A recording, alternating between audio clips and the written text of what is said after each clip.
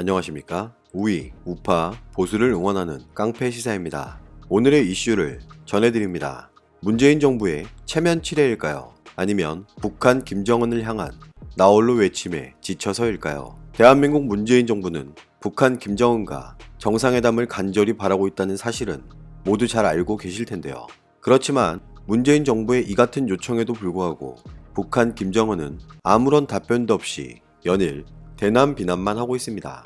그런데 어쩌면 문재인 정부가 부러워할 수도 있을 것 같은 일이 예정되어 있습니다. 북한의 언론 매체 조선중앙통신의 보도 내용을 살펴보겠습니다. 조선노동당 위원장, 조선민주주의 인민공화국 국무위원회 위원장 김정은 동지의 초청에 의하여 중국 공산당 중앙위원회 총석이 중화인민공화국 주석 스금평 동지가 6월 20일부터 21일까지 우리나라를 국가 방문하게 된다며 밝혔는데요. 보도 내용대로라면 김정은을 누구보다 만나고 싶어 했던 사람은 외면한 채 중국 시진핑을 북한으로 초청한 것입니다. 중국 시진핑을 초청한 김정은의 진짜 의도는 무엇일까요? 중국 시진핑은 G20 정상회의 열흘 전 북한을 방문하려는 의도는 무엇일까요? 중국 시진핑의 이번 방문은 미국과 북한과의 협상 결렬로 교착 상태에 빠진 현 상황을 해결하려는 주체자, 촉진자의 입장일까요? 현재 북한과 중국은 동일한 입장인 걸 우리는 기억해야 할 것입니다. 미국과 중국의 무역전쟁이 극에 치닫고 있는 바 북한은 대북제재로 중국은 무역전쟁으로 곤란한 상황이 아닐 수 없는데요. 같은 듯 다른 처지에 놓인 중국 시진핑은 미국 트럼프 대통령이 만족할 만한 협상 타결안을 과연 마련할 수 있을까요? 그동안 중국과 북한의 만남은 중대한 일이 있기 전 항상 이루어져 왔습니다. 2018년 1월부터 현재까지 북한 김정은은 이미 4차례나 중국을 방문했는데요. 방문 시점을 고려해보면 매번 북한이 미국과 비핵화 협상의 주요 길목에서 이루어졌다는 점을 확인할 수 있으실 겁니다. 2018년 3월 김정은의 방중은 미국과 북한의 정상회담이 확정되고 남북 정상회담을 앞두고 이루어졌으며 5월 방중은 미국과 북한의 정상회담 전후에 이루어졌고 2019년 1월 방중은 미국과 북한이 하노이 정상회담을 앞둔 시기였습니다. 북한 김정은과 중국 시진핑의 은밀한 만남은 매번 중대한 결정 시점을 앞두었다는 점이 이상하지 않으십니까? 북한과 중국은 극사회주의, 공산주의를 모티브로 하는 동맹국가임을 스스로 강조하고 있는데요. 북한 김정은은 중국 시진핑의 충고와 조언이 필요했던 것일까요? 아니면 북한 김정은의 이 같은 행동은 시진핑의 조언이 아닌 지시는 아니었을지 의문이 드는데요. 일부 전문가들은 북한 김정은이 트럼프 대통령에게 친서를 보내는 등 중대한 대화의 기점에 앞서 중국 시진핑과 정상회담을 한다는 것이 새로운 협상 테이블을 만들기 위한 단계라고 분석하고 있습니다. 중국 시진핑의 방북 발표에 대한민국 청와대 관계자는 이런 입장을 나타냅니다.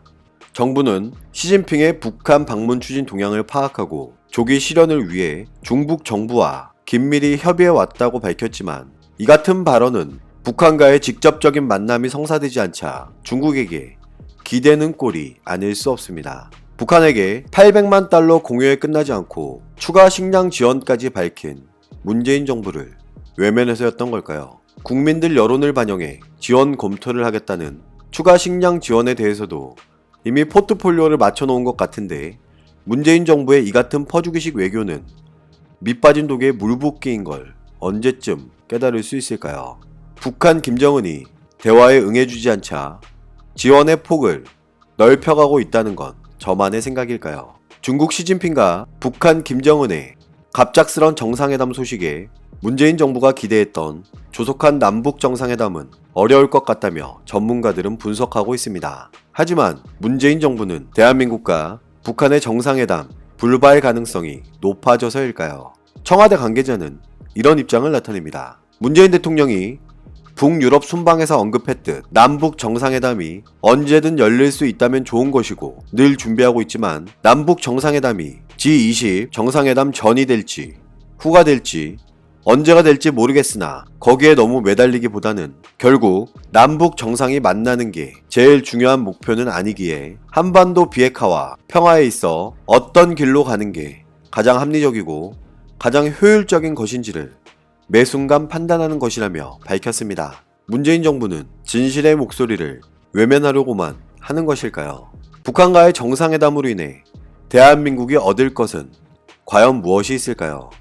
현재 북한의 행동 계획을 보게 되면 대한민국은 안중에도 없는 듯한 모양새에 비난만 하고 있다는 사실만 보더라도 누구나 쉽게 알 수 있을 만한 것들인데요.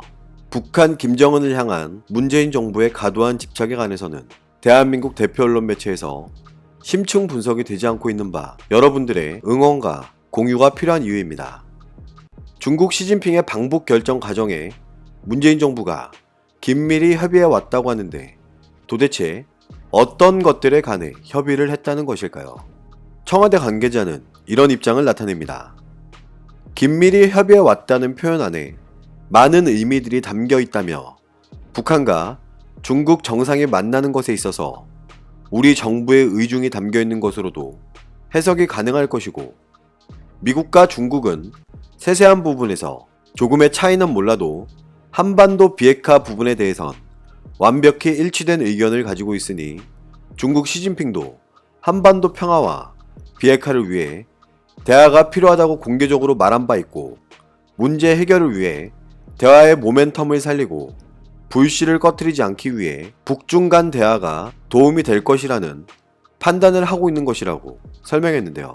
대한민국 청와대는 시진핑의 방북 결정 사실을 언제쯤 알았을까요? 통보를 받은 걸까요?